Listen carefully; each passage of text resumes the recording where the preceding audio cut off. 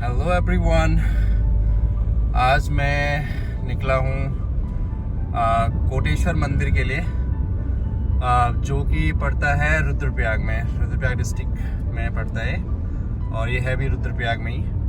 रुद्रप्रयाग से just 2-3 kilometre आगे जाके है, पोखरी वाली रोड पे। तो आज मैं कोटेश्वर महादेव, वहाँ पे महादेव का मंदिर है। तो गाइस फाइनली मैं कोटेश्वर मंदिर में पहुंच गया हूँ। वो जाने से पहले यहाँ पे मुझे एक अंकल मिले।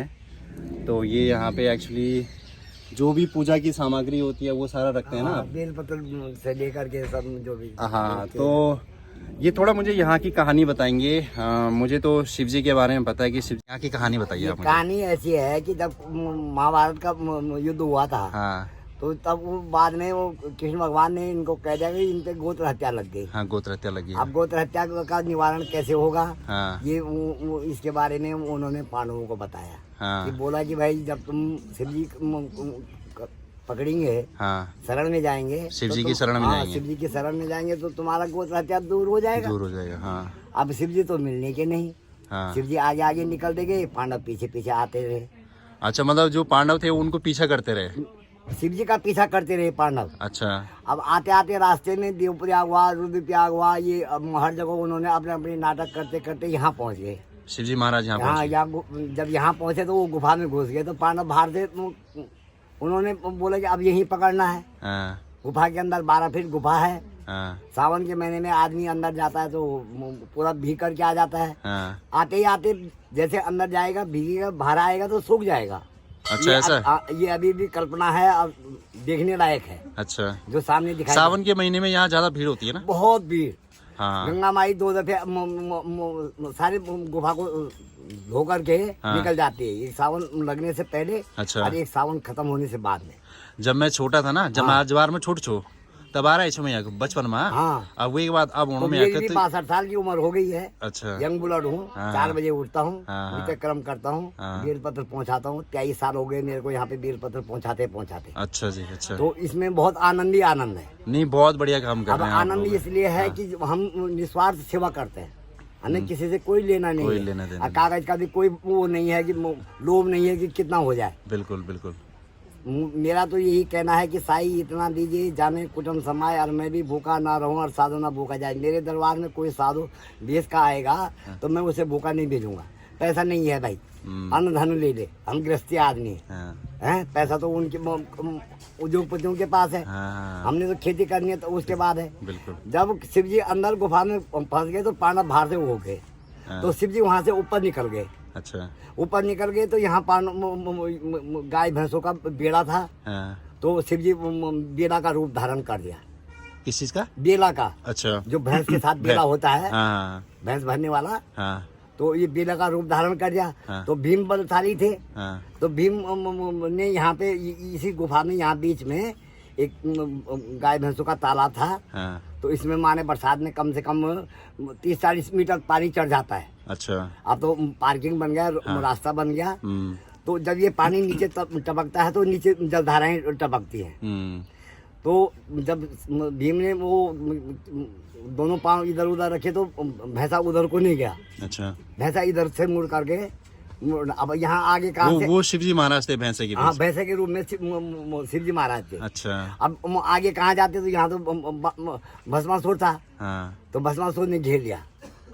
तो अच्छा। शिव जी ने अपना भस्मासुर कहाँ? यहीं रहता था भस्मासुर? भस्मासुर गढ़ था ये। अच्छा। ये गढ़ों में माना जाता है। जैसे तुम्हारे चांदपुर गढ़ है। हाँ। तो ये दसोदा काने में भी तुम्हारा एक गढ़ था। अच्छा। तो ऐसे गढ़ों में माने ये लोग हाँ।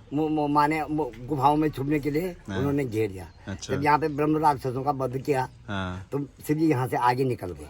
अच्छा। यहाँ से आगे निकलने के बाद आगे गांव में गए तो भैंस गांव हो गया। फिर अगस्त्यमुनि में गए, वहाँ से गुप्त काशी निकल गए। गुप्त काशी भी पांडव भी फिर पीछे पीछे चलते रहे। तो शिव जी जब गुप्त काशी पहुंचे तो शिव जी ने गुप्तवास ले लिया। काशी विश्वनाथ का मंदिर है वहाँ, वहाँ गुप्तवास ले लिया। अच्छा। वहाँ से जाने के बाद वो सीधा त्रिजुगी नारायण निकल गए। शंकर भगवान। अच्छा। पांडव भी त्रिजुगी नारायण चले गए। तब तक शिव जी और पार्वती जी का वहाँ शादी हो रही है, बाल्यावस्था धारण कर दिया शिव जी ने। वो शादी हो रहे। अब देखा, पहचान दिया शिव जी वहाँ से कैलाश को निकल गए। अच्छा। अब पांडव भी पीछे पीछे कैलाश को निकल गए। अच्छा। जब केदार खंड पहुंचे, ऊपर भगवान केदारनाथ में पहुंचे, तो शिव जी ने वहाँ जैसे गुप्त बास ले रहे थे तो उन्होंने पीछे का हिस्सा पकड़ लिया। किसने पकड़ा वो? पांडवों ने। अच्छा, पांडवों ने। अच्छा, पांडवों ने पीछे का हिस्सा पकड़ा। इसी पीछे के हिस्से की पूजा होती है वहाँ। कहाँ पे? केदारनाथ में। और नेचुरली जो आप देख करके आ रहे हैं नीचे, कोटेश्वर भी है, करोड़ों लिंग भी है। अच्छा। इस गुफा के अंदर करोड़ों लिंग है। अच्छा। सब में बेलपत्र का भोग लगता है। अच्छा। आदमी कुछ ना ले जाए, एक पत्र बेलपत्र चढ़ा दे तो उसके 100 पापों के बराबर एक बेलपत्र उधार हो जाता है। अब जब वहाँ गए तो सिर तो निकल गया नेपाल में। पंच जो पशुपति का मंदिर, पशुपतिनाथ है, ये पशुपतिनाथ सिर का है। अच्छा। वो केदार निकल गया। और पंच केदार और पंच बद्री और पंच केदार इसी क्षेत्र में है। अच्छा। तो वहाँ पे से पांच भागों में बढ़ गए शिव जी। अच्छा। केदारनाथ हो गया, मंदरेश्वर हो गया, तुंगनाथ हो गया, रुद्रनाथ हो गया, कल्पनाथ हो गया। अच्छा। कल्पेश्वर ही बोलते हैं। कल्पेश्वर बोलते, कल्पनाथ भी बोलते हैं। अच्छा, तो ये पांच केदार, 5 बद्री, 5 प्रयाग इसी क्षेत्र में है। अच्छा। देवप्रयाग से लेकर के देवप्रयाग हो गया, रुद्रप्रयाग हो गया, कर्णप्रयाग हो गया, नंद प्रयाग हो गया, विष्णु प्रयाग हो गया। अच्छा। तो ये यहाँ की अद्भुत कहानी है। और जो आदमी किसी का यदि बच्चे नहीं होते हैं तो भगवान शंकर ने वो 3 दिन यात्रा करेगा यहाँ। त्रयोदशी, चतुर्दशी, पूर्णिमा, शुक्ल पक्ष में हो चाहे कृष्ण पक्ष में, स्वतः ही उसका साल भर के अंदर भगवान भोलेनाथ खुश होकर के आगे का रास्ता भी बता देता है। क्योंकि हम लोग मानव शरीर होने के बाद पश्चाताप कर जाते हैं। बिल्कुल। अंधे बने हुए हैं। अपनी जवानी में हम अंधे बने हुए हैं। इस अंधकार को दूर करने के लिए 3 दिन की तपस्या करनी पड़ती है। और उसके बाद उसको भी आगे का रास्ता मिल जाता है। अच्छा, बहुत बहुत धन्यवाद आपका। आपको तो बहुत अच्छा आपने मुझे बताया। जन्म तो मैंने यही लिया। बिल्कुल। पिताजी ने भी लिया, दादाजी ने भी लिया, मैं 6 पुश्ती में हूँ यहाँ पे। अच्छा। दादा देखे, पिताजी देखे, मैं भी देखा, मैंने अपने बच्चे को भी देखा, उसके बच्चे को भी देखा, उसके बच्चे को भी देखा। अच्छा। 6 पुश्ती हो गई मेरे को। और 62 साल की मेरी कुल उम्र। 62 साल की उम्र है आपकी। और ये नहीं हूँ कोई बीमार नहीं हूँ, स्वस्थ हूँ। यहाँ की हवा पानी ही ऐसा है। शराब नहीं है, अंडा मांस नहीं है, सात्विक जीवन है। घास पत्ती लाते हैं, खाते हैं, फर्स्ट क्लास अपने घरेलू इसमें हिसाब करते हैं। बिल्कुल। और देखने के लिए मैं रुद्रप्रयाग से आगे भी नहीं गया। और पैसे के बराबर में जो कुछ भी भगवान भोले का आता है वो 12-14 आदमी के बीच में वो इसी में बांट वोट करके। नहीं, आप जितने खुश लग रहे हो ना, पैसे वाला आदमी तो दुखी है आज के टाइम में। मैं दुखी नहीं हूँ। मैं वही तो कह रहा हूँ ना। मेरे 3 बच्चे हैं, लड़कियां नहीं हुई। 30 साल के बाद मेरे को कन्या धारण। फाइनली मंदिर में मैं पहुंच चुका हूँ। ये मंदिर के ऊपर का व्यू है।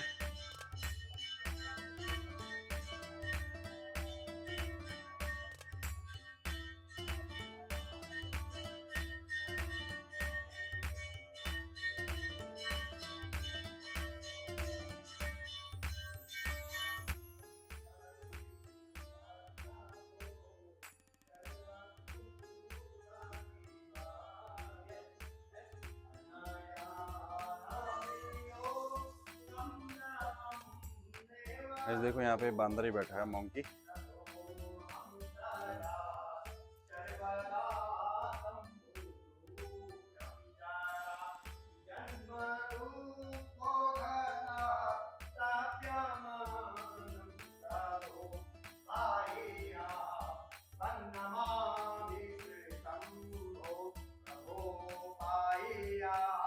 वैसे पूजा चल रही है।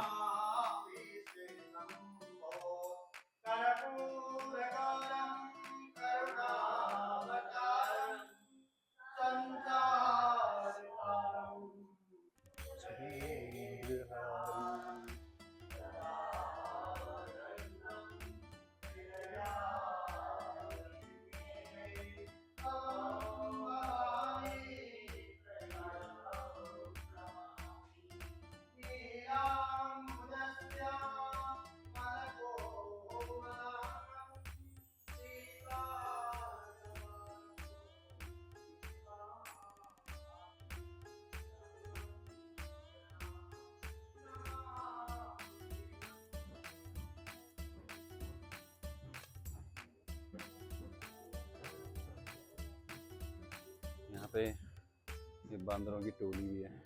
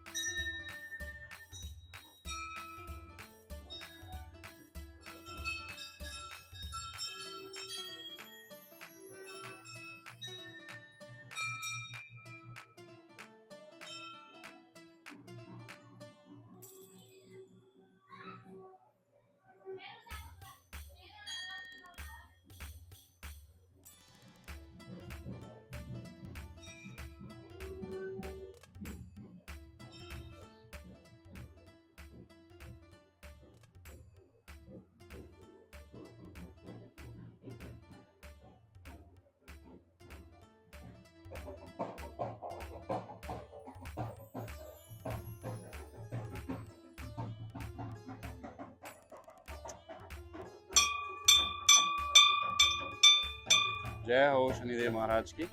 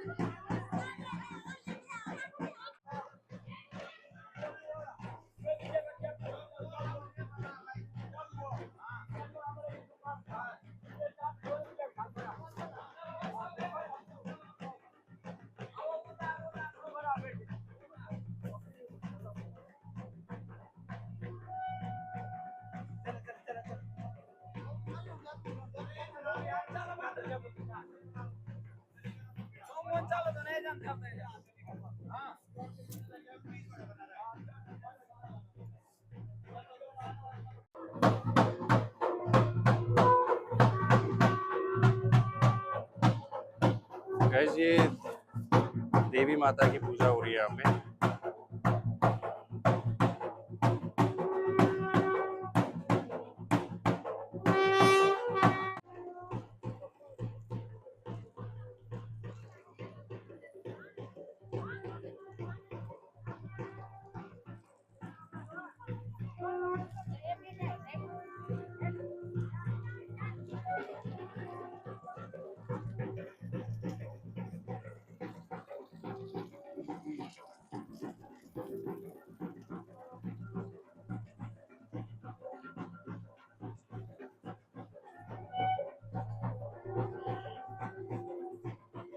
और गाइस कहते हैं यहाँ पे शिव जी ने बैठ के तपस्या करी थी। ये यहाँ पे एक गुफा है, छोटी सी गुफा है, यहाँ बैठ के तपस्या करी थी।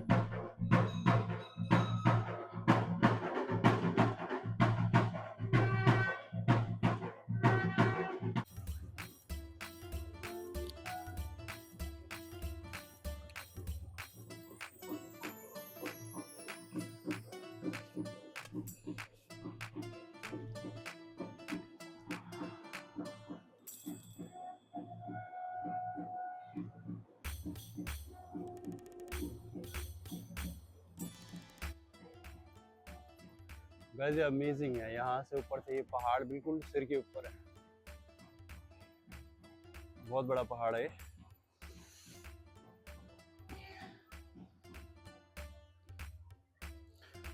तो गाइस कोटेश्वर महाराज के दर्शन हो गए हैं। अब मैं यहाँ से निकल रहा हूँ।